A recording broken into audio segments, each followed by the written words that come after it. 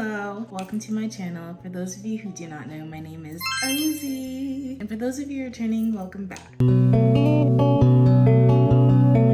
So in today's video, I will be talking about the lost art of costume design. So without further ado, let's get into it. What has happened to the artistry in costume design? Once a highly celebrated craft in Hollywood and theater, costume design seems to be losing its unique touch. In this video, we'll dive into its evolution, reasons for its mainstream decline, and why it's still vital to storytelling. As we know, costume design is the creation of clothing and accessories for characters in TV, film, and theater. As of lately, when watching new shows or movies, it seems as if there's a lack of attention to detail when it comes to costume design. Looking back at projects from years back, you notice how much time, effort, and passion was put in the craft of costume design. It was something that was and should still be highly celebrated in film, theater, and television. So in this video, I'm going to explore how costume design has evolved, the decline in mainstream attention, and why it's so vital to the storytelling process. I feel it's only right that if I'm making a whole video on costume design, I do need to bring it back to the golden age of costume design. With designers such as Edith Head,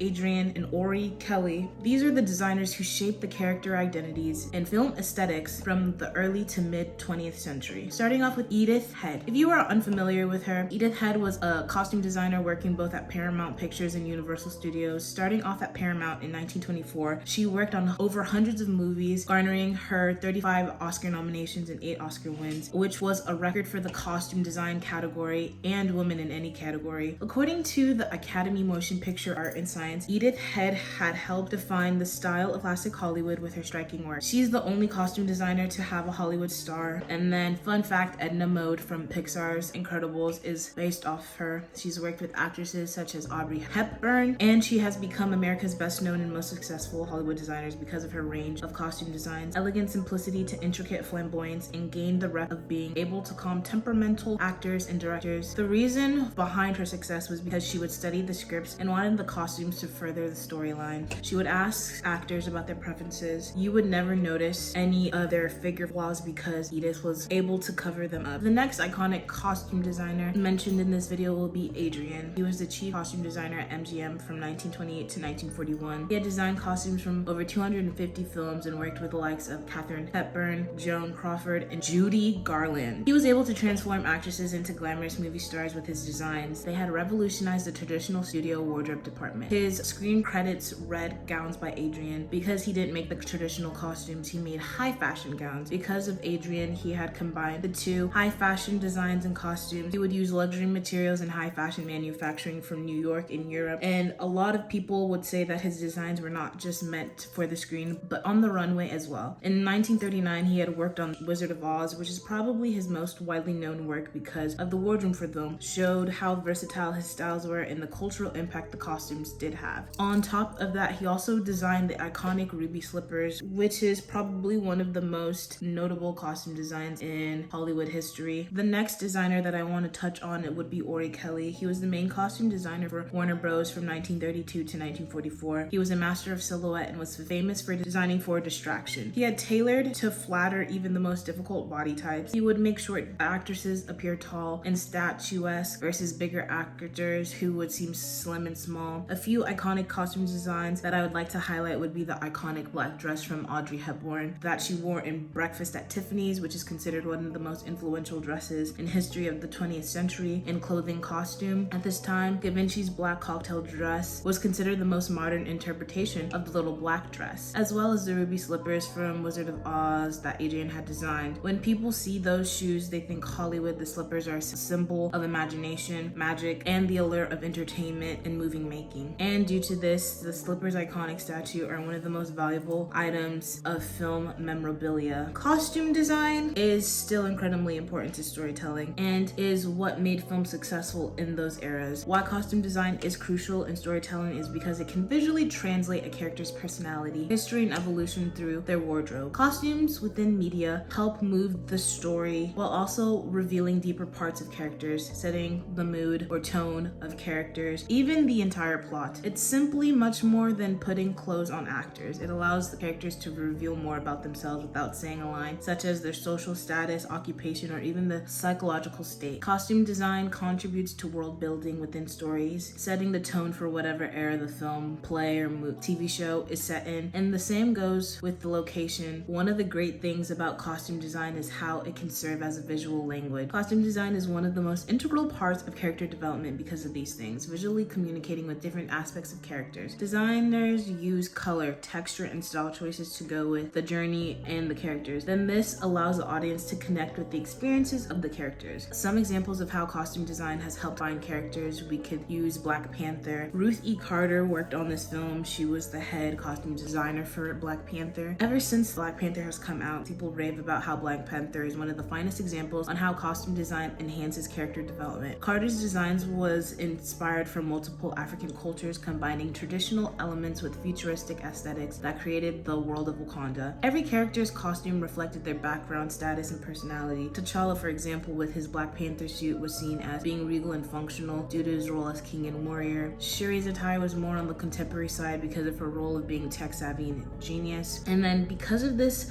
attention to detail, Ruth E. Carter won an Academy Award for Best Costume Design, making her the first Black woman who won in this category. Another example would be an older film, Gone in the Wind. The character Scarlett O'Hara's dresses in the film were iconic. The story follows Scarlett when she's 16 to 28 years old, and this is showcased well throughout the movie through the costume design. Through the silhouette, the fabric, and color of her dresses, the colors and styles within the film and movies, Scarlett's dresses are specific colors that reflect her state of mind and emotions. When she's wearing green, it usually symbolizes that she's jealous, scheming, or being vain. When she wears red, it symbolizes love, lust, and scandal. When she's wearing white, it is used to symbolize innocence, naivety, youthfulness, but this is a color that Scarlett is hardly ever seen in. And if she is wearing it, it's paired with another color, showing that she is a complex character who's neither good or evil. It's important to note that designers work pretty closely with the directors to make sure that the costumes are in line with the overall film vision. With initial meetings, costume designers will meet with the director and other major roles in production to get better understanding of the production. Costume designers will create mood boards and other visual depiction of each character costume changes and present it to the director for notes and feedback. Spike Lee worked closely with Marcy Rogers on BlacKkKlansman and She's Gotta Have It, the TV series. Marcy researched the 1970s through archived episodes of Soul Train and issues of Jet. On She's Gotta Have It, she asked Spike Lee what music the main character Nolo listens to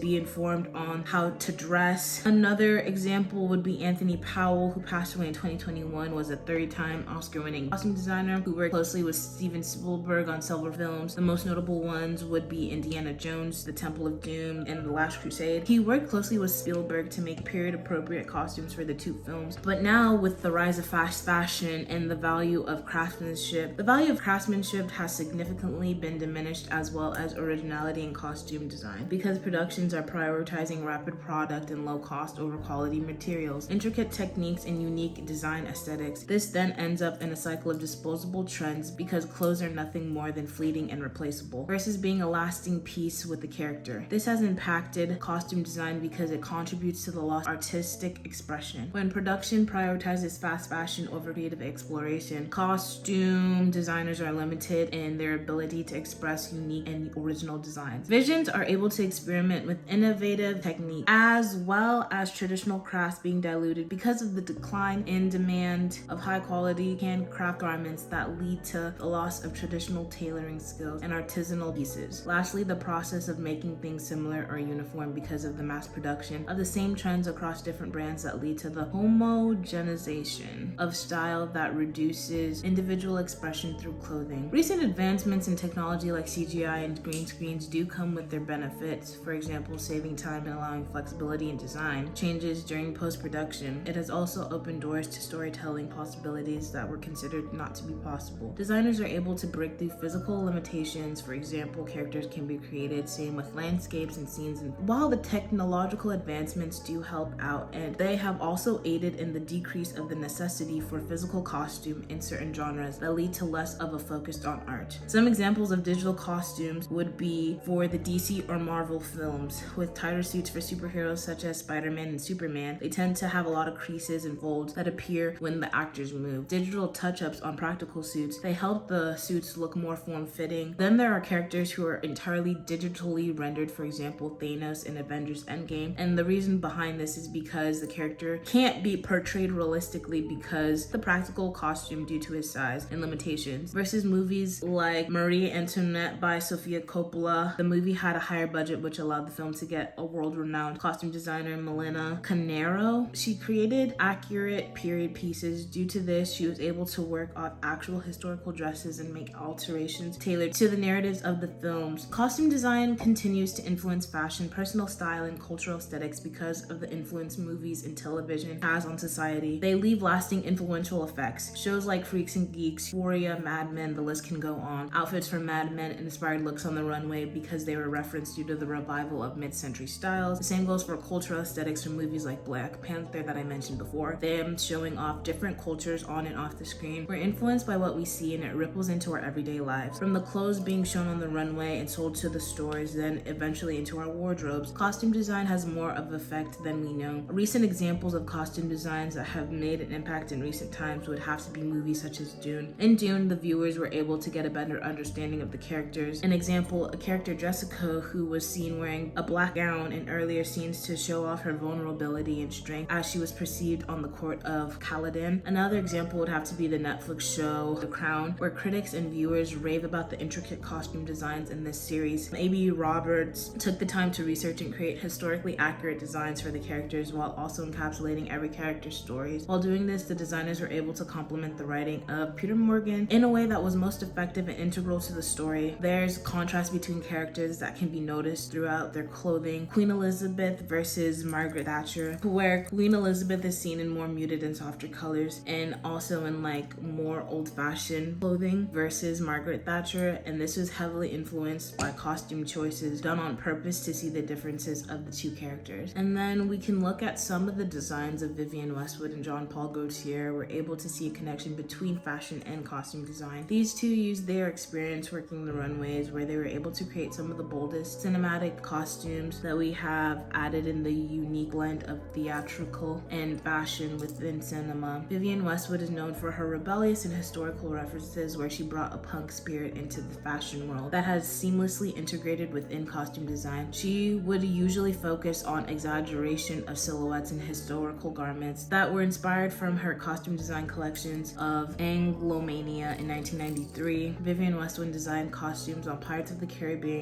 where characters had rugged and historical style that blended and mirrored her own runway aesthetic. The same goes for Jean Paul Gaultier. His transition into costume design showed off his ability to mix the avant-garde with wearable art. He's known for his subversive style, which was how he was able to create costumes for The Fifth Element. His designs were futuristic and edgy, becoming a turning point for the visual tone for the movie. His work usually blurred lines of costume and fashion due to the use of bold, structured pieces that were able to show off his innovation on the runway. Their impact had shined a light on how fashion and costume design come together to enhance and elevate the stories, infusing garments and clothing with characters and building the narratives around them. Because of their contribution to fashion as well as costume designs, this makes them pioneers in their own right. From what we've discussed today, costume design is much more than just the wardrobe of characters. It goes as far as being a craft that shapes the characters, builds the world, and has cultural perceptions. The work of the iconic designers from Edith Head, Adrian, and Ori Kelly tell us about a time when the artistry of costume design was revered, honored, and celebrated, thus setting a higher standard for the authenticity and details that become important to the storytelling of film and TV. Of course, the advancements of CGI and fast fashion have shifted the world of costume design. It does not take away the enduring power of costume design, be it physical or digital. This still connects audiences to the characters in their screen and to the world in the ways that worlds are not able to. Moving forward, it's important to save and respect the craft of costume design, where we make sure it's remaining bright, vibrant, and influential to the part of storytelling that connects past, present, and future of fashion and film alike. So the next time you watch your favorite film or TV show, take a moment to look closer at the costumes, the choices made in color, fabric, and silhouettes, how they all contribute to the story, revealing nuances you might have otherwise missed. Supporting thoughtful artistic design choices helps preserve this legacy and enriches your viewing experience. After all, what would our favorite characters be without the right costumes to bring them to life? And that's my video. Thank you so much for watching. I really hope it made sense. If you stuck to the end. You're very real. I do appreciate it. Please do not forget to like, comment, and subscribe. Let me know your thoughts. I'll see y'all next time.